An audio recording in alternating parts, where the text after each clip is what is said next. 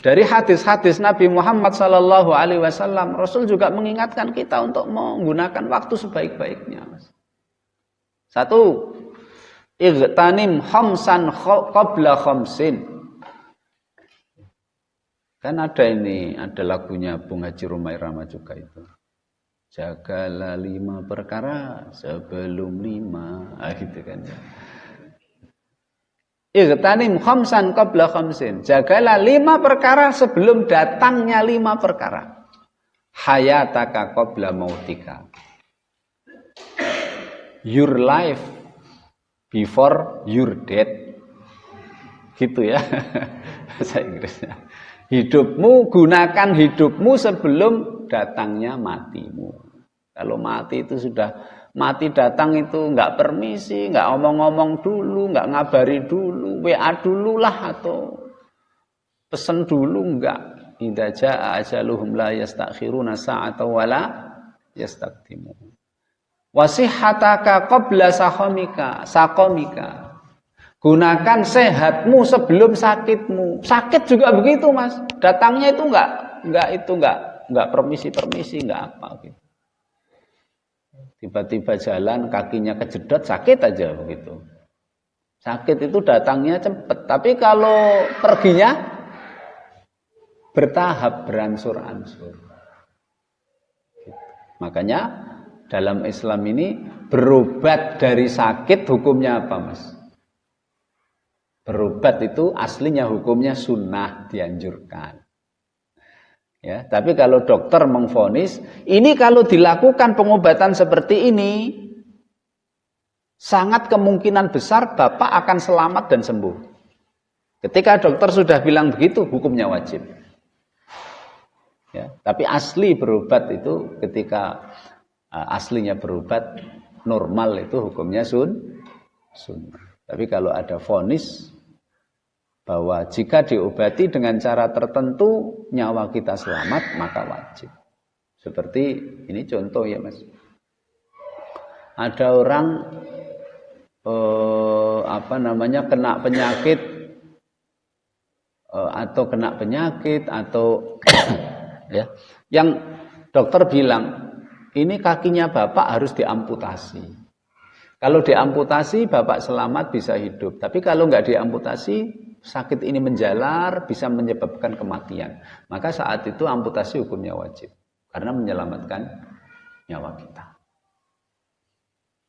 Tapi kalau secara umum yang namanya berobat itu hukumnya sunnah. Oleh karena itu, manfaatkan waktu sehatmu sebelum datangnya sakit. Wa faraghaka qabla syughlik. Manfaatkan waktu luangmu sebelum sibukmu.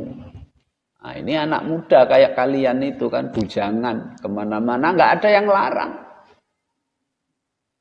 Ya tahu? Kemana-mana nggak ada yang larang bujangan itu. Tapi kalau nanti sudah sibuk, wah. Contoh ketika sebelum ujian itu nyantai kalau nggak digunakan, nunggu pas ujian baru belajarnya, repot sudah. Repot ya, nyuci baju sampai nyuci baju itu sampai nggak sempat, makan juga buru-buru.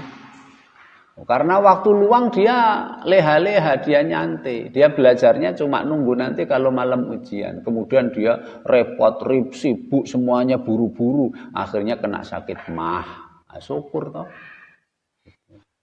Salahnya siapa? Makanya manusia, ini salahnya manusia, salahnya kita.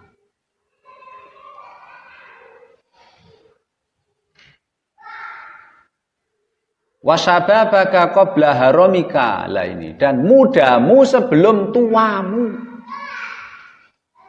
Manfaatkanlah waktu mudamu sebaik-baiknya sebelum tuamu.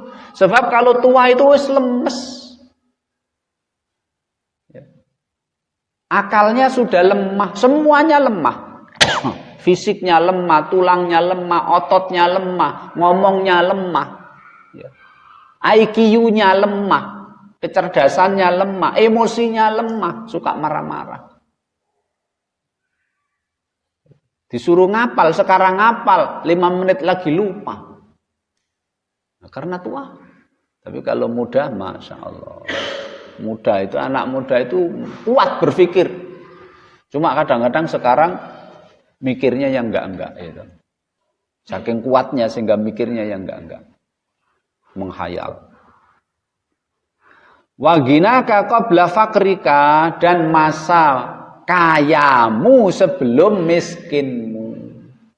Namanya hidup itu ibarat kata orang adalah pepatah Arab ya, tilkal ayyamu dualu. Man sarrathu yaumun sa'athu ayyamu.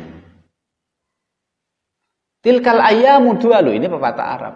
Kalau kita bilang orang Indonesia itu hidup itu seperti roda berputar. Tilkal ayyamu dualu. Hari-hari itu berputar. Kalau kita bilang seperti roda. Man sarrahu yaumun sa'athu ayyamu. Kadang-kadang dia sedih di atas, kadang-kadang dia sedih di bawah, kadang-kadang dia senang di atas. Begitulah kehidupan.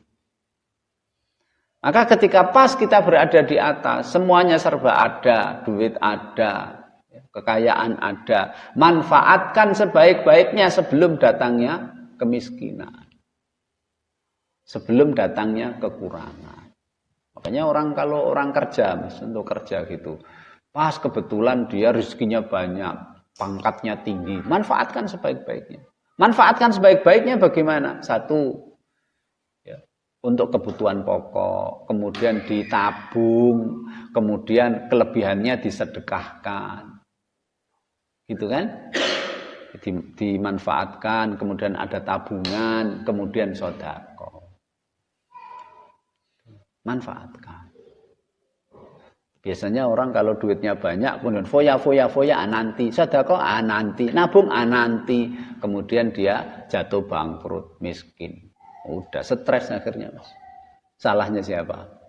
Salahnya kucing, salahnya dia. Kucing nggak salah. Paling salahnya kucing kalau ngambil ikan asin kita, nggak bilang itu salah. Ini hadis diriwayatkan oleh Imam Ahmad dan juga Imam Abu Nu'aim dan Baihaqi. Syekh Albani mengatakan hadisnya sahih. Hadis yang kedua, la tazulu qadama abdin hatta yus'alu an arba'in.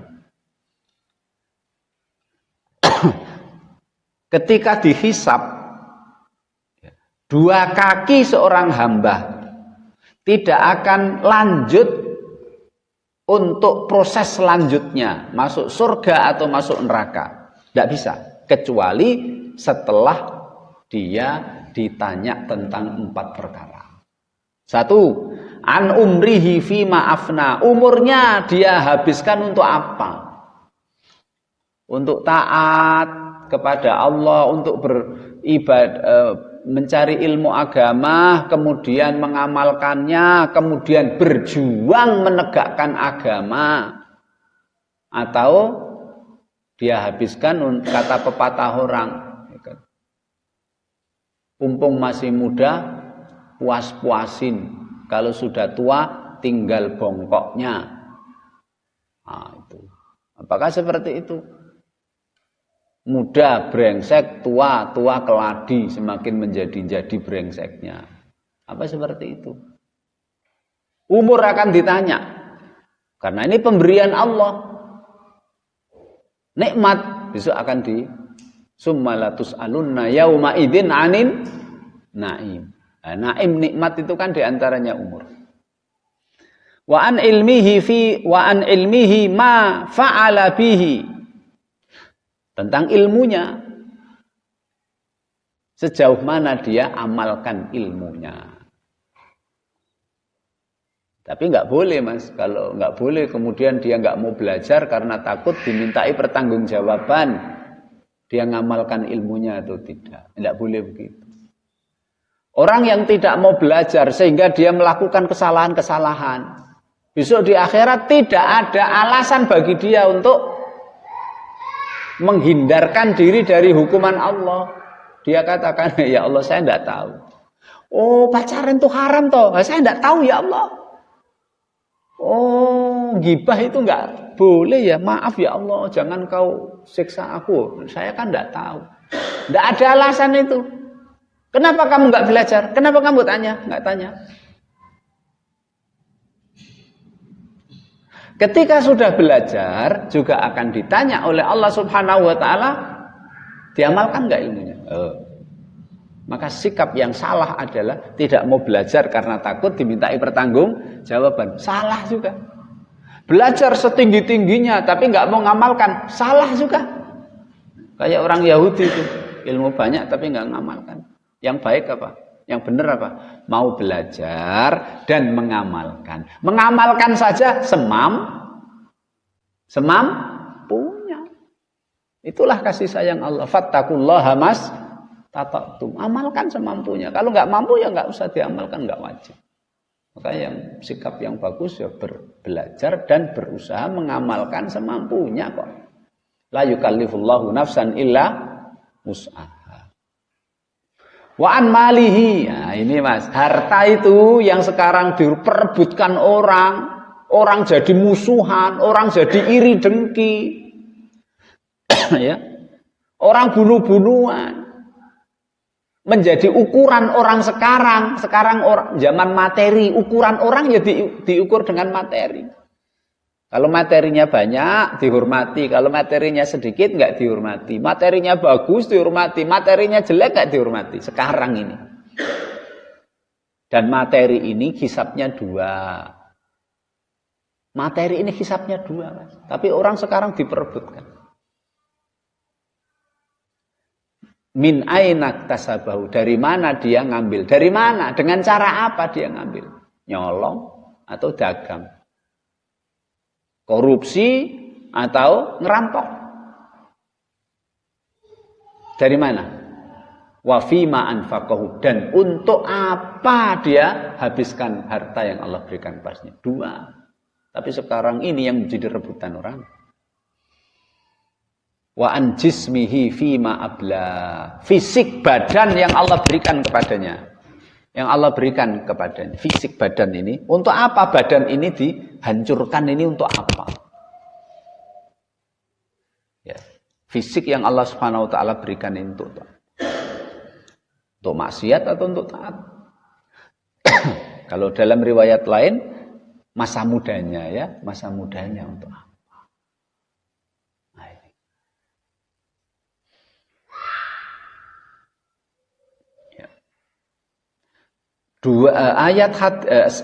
Hadis tersebut ini kata Imam Ibnu Hajar Al-Asqalani dalam Fathul Barinya, dia katakan ada dua pertanyaan yang khusus, ada dua pertanyaan yang umum. Yang khusus itu adalah yang punya ilmu akan ditanya, ilmunya diamalkan atau tidak. Kalau nggak punya ilmunya nggak ditanya. Yang nomor dua, yang punya harta akan ditanya. Kalau nggak punya harta, mana bisa ditanya? Nggak ditanya, nggak punya harta. Nggak akan ditanya oleh harta. Contoh anak kecil mati, bayi mati. Besok nggak akan ditanya, hartamu untuk apa? Oh, belum dikasih Allah harta. Paham ya? Gitu. Dan yang itu khusus, yang umum semua orang akan ditanya adalah dua hal. Badannya dihabiskan, dihancurkan untuk apa badannya, dan umurnya selama hidup untuk apa. Ini fa'am, umum, ini umum. Siapa saja akan ditanya dua hal itu. Dua yang khusus, dua yang umum. Kemudian juga hadis diriwayatkan oleh Imam Bukhari dari sahabat Ibnu Umar, Rasul suatu hari, Mas, memegang pundaknya Ibnu Umar dan mengatakan, kun fid dunya ka'annaka gharibun aw abiru sabil. Jadilah kamu seakan-akan di dunia ini gharib, seperti orang yang merantau. Orang yang merantau itu dia berpikir akan kembali. Ketika dia berpikir akan kembali, dia akan menghasilkan sebanyak-banyaknya hasil, karena nanti hasilnya akan dibawa pulang. Masa orang merantau pulang kemudian sampai di rumah nggak bawa apa-apa, berangkatnya malah sangu minta orang rumah, nah, itu namanya bukan merantau namanya itu Mas. Itu cak gendeng namanya itu, cak bodoh. Merantau itu kan justru malah mungkin dari berangkatnya istilahnya bawa modal sedikit, di tempat perantauan dia bekerja keras untuk mengumpulkan duit sebanyak-banyaknya, kemudian dia pulang bawa duit banyak kan begitu. Ya orang hidup di dunia kan gitu Mas. Kita di dunia ini untuk apa tuh? Untuk mengumpulkan bekal sebanyak-banyaknya, dan perjalanan terpanjang itu adalah perjalanan menuju akhirat. Paling panjang itu. Ya. Cuma gerbangnya atau tempat jasad kita ditaruh itu dekat. Kuburan kan dekat, malah ada orang itu Mas meninggal di rumahnya, sampingnya kuburan, tinggal dilempar aja begitu sampai. Tapi kan nggak boleh dilempar ya. Jasadnya sih di situ deket, tapi perjalanan roh kita itu yang panjang, perjalanan paling panjang itu adalah menuju akhirat. Dibutuhkan bekal sebanyak-banyaknya. Nah, bekal sebanyak-banyaknya itu didapat kalau kita pintar memanfaatkan waktu yang Allah berikan kepada kita. Au abiru sabilin, atau posisikan dirimu ketika hidup di dunia ini seakan-akan seperti orang dalam perjalanan. Orang kalau dalam perjalanan pasti dia tidak akan terlena sehingga dia tertinggal di suatu tempat. Perjalanan dari sini ke Jakarta, pasti dia akan berjalan terus Mas. Seandainya dia singgah pun sebentar.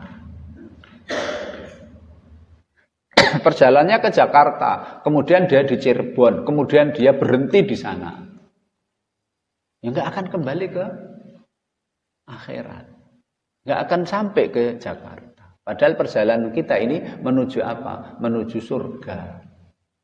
Perjalanan manusia itu kan aslinya diciptakan tinggal di surga, kemudian diusir ke dunia. Nanti akan perjalanan kembali ke tempat aslinya, yaitu surga. Tapi kalau di dunia ini akhirnya mampir ke agama lain, mampir ke maksiat, mampir ke apa, ya nggak bisa masuk surga. Makanya Ibnu Umar Mas menghayati hadis ini, sehingga dia bersabda kepada manusia, kepada tabi'in, kepada murid-muridnya, Idza amsaita fala tantadiris soba. Kalau kamu di sore hari, jangan kamu menunggu pagi. Kalau di sore hari, jangan kamu menunggu pagi. Artinya apa? Jangan kau terlalu pede bahwa kamu akan hidup sampai pagi. Gitu loh. Wa idza asbahta, kalau kamu di waktu pagi, fala tantadiril masa. Jangan terlalu pede bahwa kamu akan hidup sampai sore. Siapa yang menjamin? Umur itu, ajal itu rahasia Allah, kita nggak tahu. Makanya kalau dia di pagi hari dan dia tidak merasa pede akan hidup sampai sore, maka dia manfaatkan hari pagi itu sebaik-baiknya. Kalau dia di waktu sore, dia merasa tidak ada jaminan saya hidup sampai waktu pagi lagi, maka mulai sore itu dia manfaatkan sebaik-baiknya. Wahud min sihhati kalimarodik, manfaatkan sehatmu sebaik-baiknya sebelum datangnya sakit. Wa min hayati kalimautik, dan manfaatkan hidupmu sebaik-baiknya sebelum datang kematian.